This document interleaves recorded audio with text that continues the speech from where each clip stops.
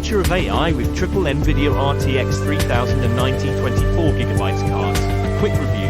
NVIDIA RTX 3090 24GB cards with 24GB of graphics memory. The GeForce RTX 3090 is the unofficial workstation card of NVIDIA's Ampere generation of gaming GPUs. See how it performs with key DCC applications in Jason Lewis's real-world tests.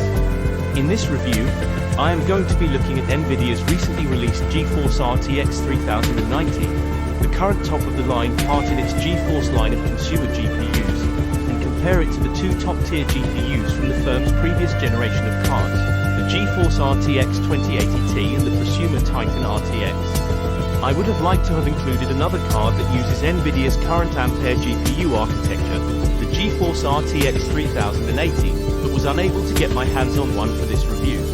Tech news sites report that this is a problem that many people currently share. I am hoping to revisit this review at some point in the future with most, if not all, of the GeForce RTX 30 series GPUs when they become more widely available.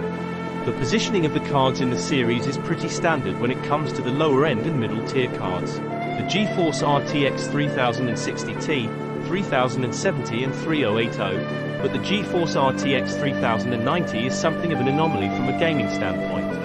With a nearly fully unlocked Georgia 102 GPU and 24GB of GDDR6X memory, its specs are similar to the previous generation Titan RTX, which begs the question, is this the Titan of NVIDIA's current Ampere generation of GPUs, or will we see an even more powerful Titan card in future? But regardless of its name, the GeForce RTX 3090 specs make it an ideal card for DCC workloads, which is why many are calling it the unofficial workstation GPU of the Ampere lineup.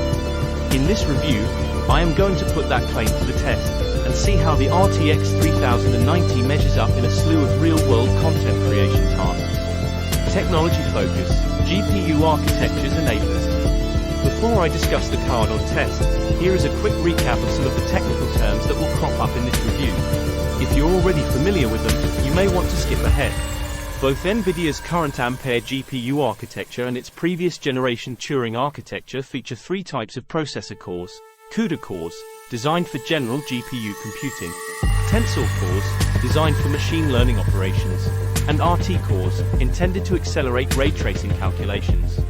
In order to take advantage of the RT cores, software applications have to access them through a graphics API.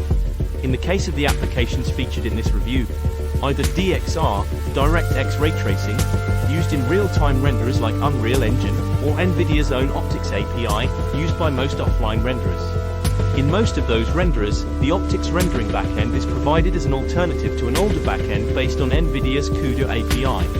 The CUDA backends work with a wider range of NVIDIA GPUs, but optics enables ray tracing accelerated by the RTX card's RT cores, often described simply as RTX acceleration.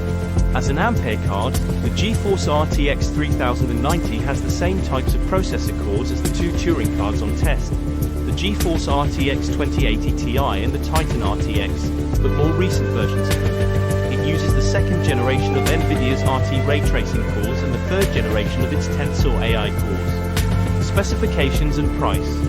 Although many of NVIDIA's current board partners make their own GeForce RTX 3090 cards, the one on test is a Founders Edition card direct from NVIDIA. Quite a few online reviews, like this one from Tom's Hardware, dive deeply into the card's architecture, so I am only going to include a brief overview here. The GeForce RTX 3090 sports the most powerful Ampere GPU, the GA102, with the RTX 3090 using a nearly fully unlocked version sporting 10,496 CUDA cores, 82 second-generation RT ray tracing cores and 328 third-generation Tensor machine learning cores. The CUDA figure is a bit misleading, as in the past, CUDA core count was measured solely using INT32 cores, of which the RTX 3090 has 5,248, but due to architecture changes to the Ampere GPUs, CUDA core throughput has effectively doubled, so NVIDIA now measures CUDA core count based off that double throughput. The RTX 3090 comes equipped with 24GB of GDDR6X memory on a 384-bit bus. It has a core clock speed of 1395 MHz and a boost clock speed of 1695 MHz. One aspect of the RTX 3090 that sets it apart from the other Ampere GPUs, and all previous GeForce GPUs, is its power draw. The RTX 3090 is an extremely power-hungry GPU. It is officially rated at 350W and NVIDIA recommends a minimum of 750W for your system's PSU, but I would personally recommend 1000W or more, especially if you are running an HEDT CPU and/or lots of system RAM and storage drives. The RTX 3090 is also, to put it bluntly, a massive card.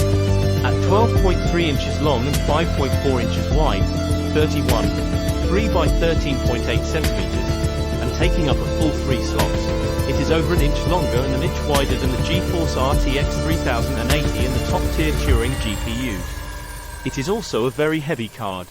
I haven't actually weighed it, but it is significantly heavier than any of the Turing GPUs I have tested, and internet sources claim that it tips the scales at close to 5 pounds. At $1,499, the GeForce RTX 3090 is slightly more expensive than its predecessor, the GeForce RTX 2080 Ti, which had a launch price of $999 or $1,199 for its own Founders Edition, but significantly less expensive than the Titan RTX, which had a launch price of $2,499. Testing procedure. For this review, my test system was a Sidax X10 workstation powered by an AMD Threadripper 3990X CPU. You can find more details in my review of the Threadripper 3990X. CPU, AMD Threadripper 3990X. Motherboard, MSI Creator TRX 40. RAM, 64GB of 3600 MHz Corsair-dominated DDR4. Storage, 2TB Samsung 970 EVO plus NVMe SSD, 1TB WD Black NVMe SSD, 4TB HGST 7200 revolutions per minute HD. PSU, 1300W Seasonic Platinum. CPU cooler, AlphaCool 360mm IO liquid cooler. OS, Windows 10 Pro for workstations. For testing, I use the following applications. Viewport and DCC application performance.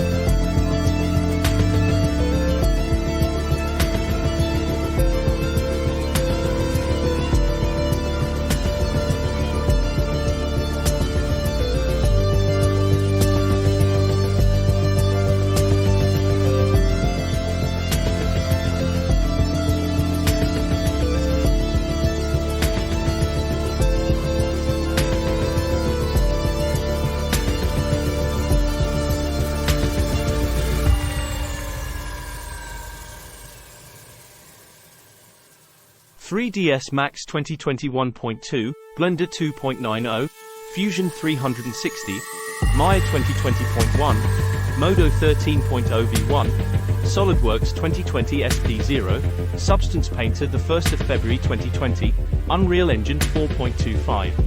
GPU rendering. Arnold for Maya.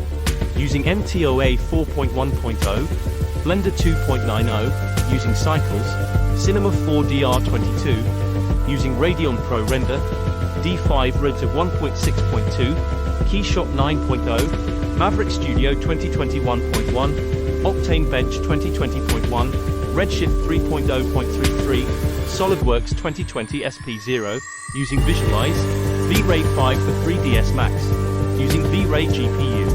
Other benchmarks: Metashape 1.6.5, Premiere Pro 2020, 14.1, Substance Alchemist 2020.3.0 synthetic benchmarks. 3D Mark in the viewport and editing benchmarks. The frame rate scores represent the figures attained when manipulating the 3D assets shown, averaged over 5 testing sessions to eliminate inconsistencies. In all of the rendering benchmarks, the CPU was disabled, so only the GPU was used for computing. Testing was performed on a single 32 4K display running at its native resolution of 3840 by 2160 pixels at 60 Hz. Benchmark results. Viewport and DCC application performance. The viewport benchmarks include many of the key DCC applications, including 3ds Max, Blender and Maya, plus CAD package SolidWorks and game engine Unreal Engine. Unlike the viewport and rendering benchmarks, the additional tests proved to be a mixed bag. In Metashape, the RTX 3090 comes in first, followed by the Titan RTX and the RTX 2080 Ti, but the margins are very small. With Substance Alchemist, the RTX 3090 takes top spot in the material processing test but comes in last with the AI-based delighting test. Since Alchemist's delighting filter didn't even start working with the RTX 3090 until the version of the software used in this review, I imagine that it is still being optimized for the 3rd generation Tensor cores. Hopefully, we will see performance improve in future releases. With Premiere Pro, the RTX 3090 takes last place, although again, the margins here are relatively small. Synthetic benchmarks. Finally, we have the Synthetic Benchmark 3D Mark. Synthetic benchmarks don't accurately predict how a GPU will perform in production, but they do provide a way to compare the cards on test with older models, since scores for a wide range of GPUs are available online. No surprises here, the RTX 3090 takes first place, followed by the Titan RTX and the RTX 2080 Ti. DCC tasks and memory usage. As part of the GeForce product line, the RTX 3090 is marketed as a consumer GPU, that is, a gaming GPU. But for many, it's the unofficial workstation GPU of the Ampere generation. The reason is its 24GB of VRAM. Many DCC tasks, particularly GPU rendering, use more of a GPU's VRAM than gaming, with the possible exception of 8K gaming, which is barely in its infancy. Although many GPU renderers can work out of core, by paging data out to system RAM once the VRAM fills up, in most cases, this incurs a pretty significant performance penalty. Some software simply crashes if a task requires more VRAM than is available. For that reason, my final group of benchmarks test GPU rendering of scenes that require a lot of VRAM. The impact of VRAM on GPU rendering is most apparent when comparing the Titan RTX and RTX 2080 Ti. Both cards have almost identical GPUs, but at 24GB, the Titan RTX has almost twice as much GPU memory. Another example is the UE4 test scene. At 13.4GB, loading the entire level into memory, as many devs do while working, requires more VRAM than is available on any GeForce GPU bar the RTX 3090. In contrast, when a game is played, only a small part of the game world is loaded. As an example, in my tests, running Red Dead Redemption 2 at 4K Ultra settings uses a maximum of 9.5GB of VRAM and an average of 8.2GB.